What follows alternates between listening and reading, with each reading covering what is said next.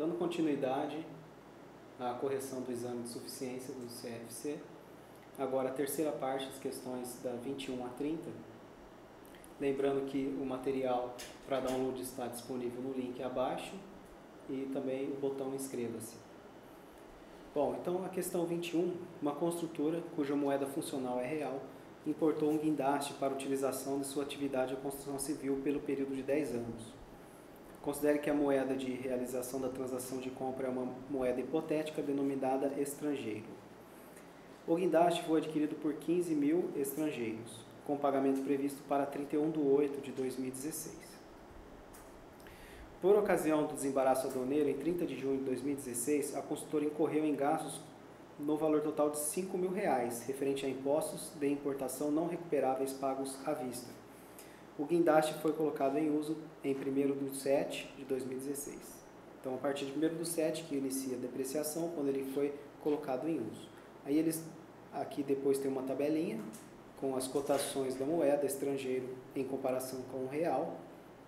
E ele fala o seguinte: considerando somente as informações apresentadas e o dispositivo na NBC TG02, efeitos da mudança na taxa de câmbio e conversão de demonstrações contábeis, e a NBC TG27, ativo imobilizado, é correto afirmar que... Bom, então eles dão aqui as 4 alternativas e eu montei na tabela o seguinte esquema: total do tempo de vida útil do guindaste de 10 anos, compra, o valor de compra 15 mil estrangeiros e mais 5 mil reais de gastos aduaneiros. Tá? Então o valor que vai ser registrado no ativo imobilizado seria na data da compra, né? Lá na norma NBC TG02 diz o seguinte: uma transação em moeda estrangeira deve ser reconhecida contabilmente no momento inicial pela moeda funcional, mediante aplicação da taxa de câmbio à vista entre a moeda funcional e a moeda estrangeira, na data da aquisição, sobre o montante em moeda estrangeira. Então, a conversão deve ser feita no momento da compra, em 30 de 6 de 2016. Então, 4 vezes 15 mil vai dar 60 mil reais, mais 5 mil de gastos aduaneiros, dá um total do ativo de 65 mil reais que deve ser registrado. Então, a alternativa D, que apresenta essa resposta. Em 30 de junho de 2016, o ativo não circulante imobilizado totalizou o valor de 65 mil reais. Questão 22. A sociedade empresária, que desenvolve atividades rurais, apresentou a seguinte posição em 31 de dezembro de 2015. Tem lá colheitadeiras e a depreciação acumulada da colheitadeira. Informações. Então, aqui nós tabulamos as informações. Primeiro, as colheitadeiras foram adquiridas e estavam disponíveis para uso na mesma data. O valor residual do grupo colheitadeiras é de 200 mil reais, a vida útil prevista é 10 anos. Então, para a gente montar a depreciação, é 2 milhões e 600 mil, menos 200 mil reais, dividido por 10 anos. Isso vai ser a depreciação. A partir de 1 de janeiro de 2016, essas colheitadeiras passaram a ser classificadas no grupo ativo não circulante, mantido para venda, pois foram desativadas em função da aquisição de outras colheitadeiras mais modernas. Tá? Então aqui ele saiu do ativo imobilizado e foi para o ativo circulante disponível, mantido para venda. Em 1º de janeiro de 2016, o valor justo menos as despesas de venda das antigas colheitadeiras foi estimado em 1 milhão e 500 mil. Em 31 de março, as colheitadeiras antigas foram vendidas por 1 milhão e 300 mil à vista. Considerando as informações apresentadas em a norma brasileira de contabilidade número 31, ativo não circulante mantido para venda e operação descontinuada, na venda das colheitadeiras, a sociedade empresária apresentou ganho ou perda. Então, vamos analisar aqui. Segundo a norma, o imobilizado mantido para venda é 1 milhão e 500 mil de valor justo, que seria o valor justo dele, né? O valor estimado. Em 30 de junho, ela foi vendida por 1 milhão e 300, né? Então, eu tenho, primeiro, apuração do resultado na venda imobilizada. Valor de venda 1 milhão e 300, o custo 1 milhão e 160 mil. Por que que ele não está avaliado a valor justo na data de 1º de janeiro? Porque a norma, a norma brasileira número 31, item 15, a entidade deve mensurar o ativo ou grupo de ativo não circulante classificado como mantido para venda pelo menor valor entre o contábil e o valor justo, menos as despesas de venda. Então, aqui ele não citou que tem despesa de venda, o valor justo deveria ser 1.300.000 em 1º de janeiro. E o valor contábil líquido do ativo é 1.160.000. Então, não tem nenhum ajuste para fazer nesse caso. 1.160.000 é o menor valor entre o de custo e o valor justo, ele é o valor de custo. Então, utilizando-se 1.160.000 como custo, menos 1.300.000, vai gerar um ganho, né? Na verdade, ao contrário. 1.300.000 menos o custo de 1.160.000 vai gerar um ganho de 140.000 aqui, alternativa B. Questão 23. Uma indústria fabrica 2 produtos denominados A e B e utiliza o método do custeio por absorção para apuração do custo dos seus produtos. A indústria apresentou os seguintes dados de sua produção. Então, tenho aí dados, né, matéria-prima, mão de obra, produção acabada e o custo fixo. Tem do produto A e do produto D os custos selecionados por produto. E o custo fixo total de 60.000. Os custos fixos são apropriados aos produtos na proporção do valor total da matéria-prima consumida. Então, é valor de matéria-prima, não é quantidade. Os dados apresentados representam um volume normal de produção. Considerando-se apenas as informações apresentadas, o custo unitário da produção do produto A é D. Então, a tabelinha que a gente montou. Produto A é o que ele quer a resposta. Matéria-prima por unidade, R$12, produto B, 32. Tá? Mão de obra direta por unidade, 30 do A, 60 do B. Produção acabada, 1.000 do A e 1.500 do B. Custo fixo, 60.000. Então, a atribuição do custo fixo vai ser valor unitário da matéria-prima vezes a quantidade produzida. Do A, que deu 12.000, e do B, deu R$32 vezes 1.500 produzido, deu 48.000. Então, a proporção aqui foi de 60.000 total, para atribuir R$12 por unidade no A e R$32 de unidade por unidade no B. Então, se eu somar a matéria-prima, R$12 mais 30 de mão de obra direta, 42 mais 12 da apropriação dos custos fixos, eu chego na resposta de R$54, alternativa D. Questão 24. Uma indústria apresentou os seguintes gastos no mês de dezembro de 2015. Também outra questão sobre custos. Aquisição de matéria-prima, frete sobre compra de matéria-prima, seguros sobre compra também de matéria-prima, mão de obra direta, mão de obra indireta e despesa de propaganda. Muito bem, vamos lá. Observações sobre os eventos. A aquisição de matéria-prima ocorreu no dia 10 de dezembro, mediante nota fiscal no valor de R$1.100, no qual constava o destaque de R$100 em tributos recuperáveis e R$100 em tributos não recuperáveis. Okay? Então, 1.100 seria o total da matéria-prima, menos 100 de tributos recuperáveis. Então, o líquido que entraria no estoque de matéria-prima, R$1.000. Primeira linha. Os gastos com frete e seguro foram realizados para que a matéria-prima chegasse até a entidade e foram pagos pela indústria adquirente. Então, a empresa que está comprando que pagou. Então, sobre esses gastos não houve incidência de tributos não cumulativos. Então, esse gasto ele também entra no estoque de matéria-prima e não tem nenhuma dedução porque não há tributos não cumulativos. Depois, toda a matéria-prima adquirida foi processada e convertida em produtos acabados durante o mês, mediante a utilização de R$500 de mão de obra direta e R$200 de mão de obra indireta. Então, está aqui gastos com mão de obra direta e indireta, R$700. No início do período, a indústria não possui estoque de nenhum tipo. Tudo bem, então estoque inicial 0. A propaganda foi contratada e realizada durante o período. Propaganda é despesa de propaganda, né? Entra aqui no gasto com o custo, por ser custeio de absorção. E a indústria adota o método custeio por absorção. O volume de produção foi normal. Então, considerando que não houve nenhuma venda no período e diante apenas das informações apresentadas, o valor do estoque de produtos acabados é D. Então, está lá somado. 1.070 com custo de aquisição do produto mais o frete e mais R$500 de custo de mão de obra direta e R$200 de mão de obra indireta. Tá? A despesa de propaganda não entra no método custeio. Letra C, R$ 1.770. 25. Essa questão 25 gerou bastante dúvida, então eu vou tentar explicar de uma forma mais fácil. Montei uma tabelinha, é uma questão sobre custeio também custeio por absorção. Então vamos lá. 1º de julho de 2016, uma indústria apresentou os seguintes dados: estoque de 100 unidades de produtos acabados no montante total de 500 mil. Tá? Então eu coloquei aqui na primeira linha da tabela, estoque de produtos acabados 500 mil. Estoque de matéria-prima no montante de 200 mil, também está aqui na primeira linha.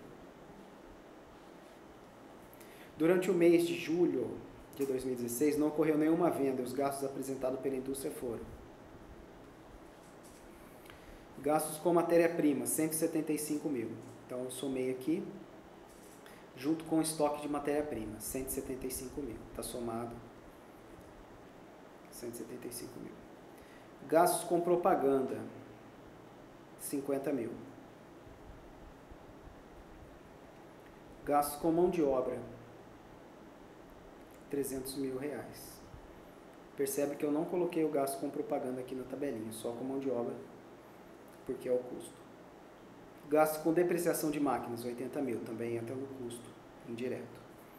Gasto com energia elétrica, 120 mil, também no custo indireto. Então, total, 300 mil mais 80 mil mais 120 mil, dá total de custos indiretos de 500 mil reais. No mês de julho de 2016, foram iniciadas 250 unidades e acabadas 50 unidades. Tá? Então, eu tenho uma divisão entre 200 unidades em elaboração e 50 unidades acabadas. Eu tenho 250 unidades. Muito bem. Toda a matéria-prima necessária para a produção das 250 unidades já foi alocada, tanto as unidades acabadas quanto as unidades em elaboração. Para fins de alocação dos demais custos, o processo de fabricação das 200 unidades em elaboração encontra-se em um estágio de 25% de acabamento. Aqui que está o método de rateio dos custos indiretos. Então vamos voltar ali. A matéria-prima total adquirida produziu 200, e era para produzir 250 unidades. Tá? Ela produziu 80% dessas matérias-primas que foram compradas foi alocada para estoque de produtos em elaboração. E das 50 unidades que foram acabadas, apenas 20% da matéria-prima que foi alocada. Então, eu somei aqui no estoque de produtos acabados, 35 mil reais. E para a alocação dos custos indiretos, qual que foi o método de rateio? Se o total de custos, o total dos 500 mil foi para produzir, foi para alocar 50 unidades prontas e 25% de 200 unidades prontas, então qual que é a conta que a gente chegou aqui? 25% de 200 unidades que ainda não ficaram prontas, estão em elaboração, corresponde ao quê? 25 vezes 200 vai dar 50%, 50 unidades.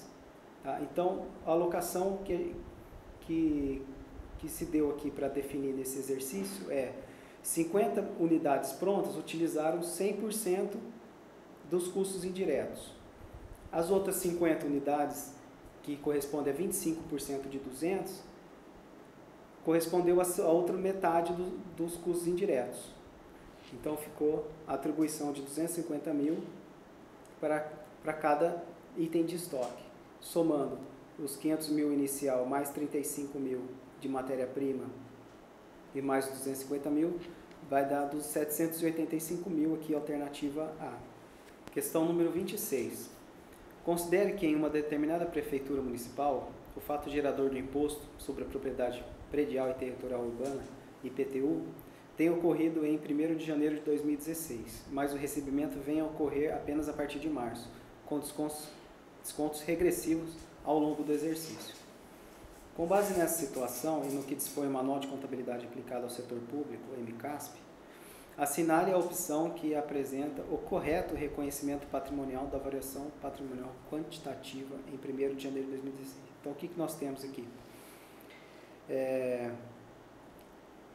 No momento do fato gerador da ocorrência da receita, é o quê? 1º de janeiro de 2016. O fato gerador do IPTU é possuir imóvel em 1º de janeiro de 2016. E é em 1º de janeiro de cada exercício, né?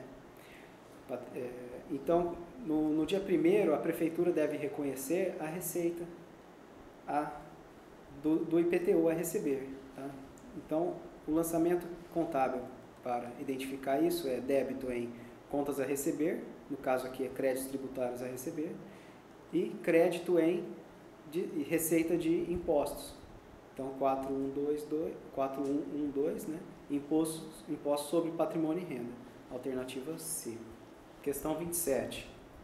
De acordo com o Manual de Contabilidade aplicado ao setor público, os estoques são ativos da forma de materiais ou suprimentos a serem usados no processo de produção, ou na forma de materiais ou suprimentos a serem usados ou distribuídos na prestação de serviços, ou mantidos para venda ou distribuição no curso normal das operações, ou ainda usados no curso normal das operações. Os estoques são mensurados ou avaliados com base no seu valor de aquisição, produção ou construção, ou valor realizável líquido, dos dois ou menor. Os gastos de distribuição de administração geral relacionados ao estoque são considerados como variações patrimoniais diminutivas, VPD, isto é, no setor público, a despesa é lançada como variação patrimonial diminutiva, VPD, do período em que ocorrerem, e não como custo dos estoques. Então, se tiver alguma despesa relacionada à distribuição e administração geral, ela é lançada na despesa como VPD, variação patrimonial diminutiva. Muito bem.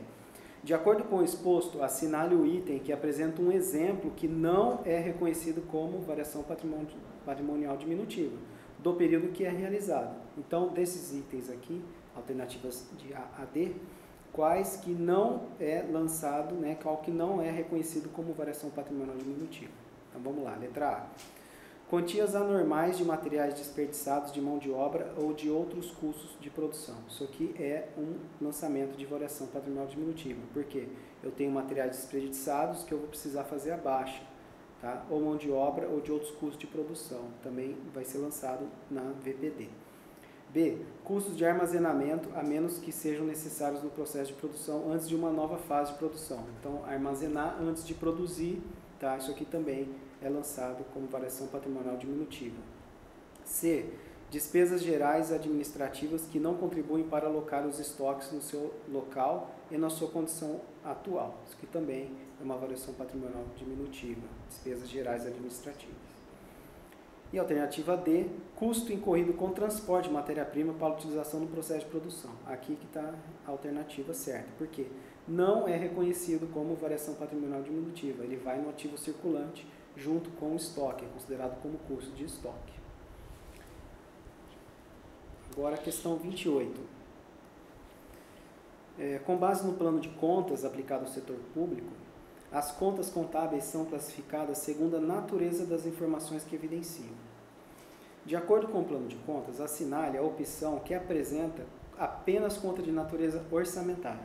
Então, eu pus aqui na tela uma informação obtida lá no site do Tesouro Nacional, em que eu tenho apenas contas de controle orçamentário, 5, que seria a conta 5, controle de aprovação do planejamento e orçamento, e 6, conta de execução do planejamento e orçamento. Tá? Então, vamos observar quais dessas contas que tem apenas movimentações, vamos dizer assim, são contas orçamentárias. Então, vamos lá, letra A, empréstimos e financiamentos concedidos. Aqui já não é porque é passivo, né? É ativo, né? Crédito disponível, né? Pessoal a pagar é passivo, então aqui já não tem nenhuma movimentação, não são contas estritamente de orçamentárias. Execução de obrigações contratuais, aí isso aqui sim. Perdas com alienação de imobilizado, aí aqui já não. Por quê? Porque imobilizado já vai gerar uma despesa, né? Restos a pagar processados e inscritos. Aí o resto a pagar já é uma conta orçamentária. Então a letra B não é por conta das perdas com contratuais e perdas do imobilizado. Letra C, previsão inicial da receita. Sim, isso aqui é uma conta que está dentro do grupo 5 aqui, 5.2.1, previsão da receita. Dotação orçamentária é o 5.2.2, que é a fixação da despesa, né? Dotação orçamentária. E restos a pagar processados, está aqui, a inscrição de restos a pagar também, 5.3.2 inscritos. Então a alternativa C é a correta. Tá? O que gerou um pouco de dúvida aqui também é a o restos a pagar, eu tenho, quando ele é processado, significa que ele já foi contabilizado como receita, como despesa, né, da entidade, despesa corrente, despesa patrimonial. Entretanto, para ser inscrito, a inscrição dele, tanto processado ou não processado, ele é na conta orçamentária, tá? Por isso que pode ter gerado alguma confusão aqui. E a letra D, eu tenho restos a pagar, né, não processados inscritos, execução de outros atos potenciais ativos, tá? E tenho créditos tributários a receber. Créditos tributários a receber é uma conta de ativo circulante, né? Então a letra D não é a correta aqui, letra C. 29. Uma sociedade empresária apresentou em 30 de junho os seguintes dados retirados do seu balancete de verificação e a fórmula de liquidez geral. Então tem aqui o balancete, alguns dados, e a fórmula de liquidez geral. O que eu preciso fazer aqui é identificar o que é ativo circulante, ativo realizável a longo prazo, e passivo circulante e passivo não circulante. Tá? Colocando aí as contas nos seus devidos lugares, nos seus devidos grupos, eu tenho um valor de ativo circulante mais realizável a longo prazo de 1.680.000, um passivo circulante de 304.000, liquidez então geral é igual a 5,53, letra C. Agora a questão 30. No mês de agosto de 2016, a indústria A produziu 600 unidades de um determinado produto e apresentou a seguinte composição do custo de produção. Então ali na tela vocês vão ver matéria-prima, mão de obra direta e custos fixos. Total R$ 552.000, sendo uma produção de 600 peças, R$ 920 por unidade. Esse é o custo para produzir internamente essa unidade, essa mercadoria, né, esse produto. No início do mês de setembro, a indústria recebe uma proposta para adquirir 600 peças semi-acabadas da indústria B a um custo de R$ 850 por unidade e mais um frete de 40. Então, a princípio, eu tenho um custo de R$ 890, né, se eu adquirir esse produto de outra empresa, contra R$ 920 eu produzindo pela minha empresa, certo? Só que, para processar e acabar este lote adquirido, a indústria B, em vez de produzir integralmente o lote de peças internamente, a indústria A incorreria nos seguintes custos, tá? Além dos R$ 890, eu ainda teria um custo com matéria-prima, mão de obra direta e custos fixos, tá? Então eu pego 890, que é o custo de aquisição desse produto de outra empresa, vezes 600, vai dar R$ 534.000. Mais matéria-prima, mão de obra e custos fixos para terminar a produção, R$ 560.400. Total, R$ 934 por unidade. Então eu vou comparar 934 para eu comprar de outra empresa e terminar a produção contra 920 eu produzindo a minha, então não compensa. Essa proposta deve ser recusada de aquisição. Então vamos ver qual que é a alternativa correta. A indústria A deve recusar a proposta, sim, pois o custo unitário é 915. Não, o custo unitário vai ser 934, certo? Então a alternativa A não é a correta. A B também não, porque fala que deve aceitar. A C também não, fala que deve aceitar. Vamos ver a D. A indústria A deve recusar a proposta, sim, pois o custo unitário da peça será de 934, certo? Foi o custo que eu cheguei aqui no valor que eu cheguei. Que é maior que o custo atual, no valor de 920, né? Que é o valor que está ali em cima, que é produzindo internamente. Então, correta aqui, alternativa D. Bom, aqui a gente termina essa terceira parte da correção do exame. Lembrando que logo abaixo do vídeo vocês têm o link para download do material e o botão inscreva-se.